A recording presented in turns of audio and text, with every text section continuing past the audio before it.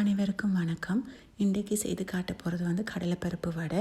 இதுக்கு முதல்ல நாங்கள் 1 கப் கடலைப்பருப்பு எடுத்து அதை நல்லா கழுவி போட்டு ஒரு பாத்திரத்தில் போட்டு அதோடு ஒரு 5 கப் தண்ணி விட்டு ஒரு 3 மணித்தியாலத்துக்கு ஊற விடுவோம். ஊற விட்டு எடுத்தோன்னு 3 மணித்தியாலத்துக்கு பிறகு அதை ஒரு வடியை விட்டுட்டு நல்லா தண்ணி வடிஞ்சதும் அதிலிருந்து ஒரு மேசக்கரண்டி போல் கடலைப்பருப்பை தனி எடுத்து வைப்போம். மிச்ச கடலைப்பருப்பை வந்து ஒரு கோஸ்லியாக அரைக்கணும், அந்த கரடு முரடாக அரைக்கணும். அந்த பசுந்தை அரைச்சிடாதீங்க, கொஞ்சம் கரடு முரடாக அரைச்சிட்டு அந்த எடுத்து வச்சு அந்த ஒரு மேசக்கரண்டி கடலைப்பருப்போடு சேர்ப்போம். இதில் வந்து நான் அரை கப்போல் உருளைக்கிழங்கு வந்து வேக வச்சு போட்டிருக்கிறேன். இது உங்களுக்கு விருப்பம் இல்லைன்னா நீங்கள் இந்த ஸ்டெப்ஸை தவிர்க்கலாம். அதோடு நான் 3 வெள்ளைப்பூடு வந்து இடித்து போட்டிருக்கிறேன்.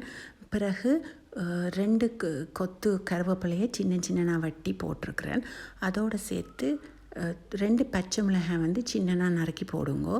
பிறகு வந்து ஒரு மீடியம் சைஸ் பெரிய வெங்காயம் எடுத்து அதை நல்ல பொடி பொடியாக நறுக்கி போட்டிருக்கிறேன். அதோடு அரை இஞ்சி மாதிரி இஞ்சி எடுத்து அதையும் இடித்து போட்டேன் நான். அதோட எனக்கு அளவாக அரை டீஸ்பூன் உப்பு போட்டிருக்கிறேன். நீங்கள் உங்களுக்கு தேவைக்கேற்ப மாற்றிக்கொள்ளலாம். பிறகு அரை டீஸ்பூன் மிளகாய்த்தூள், தனி மிளகாய்த்தூள் போட்டிருக்கிறேன். அதுவும் உங்களுக்கு தேவையானபடி மாற்றிக்கொள்ளலாம்.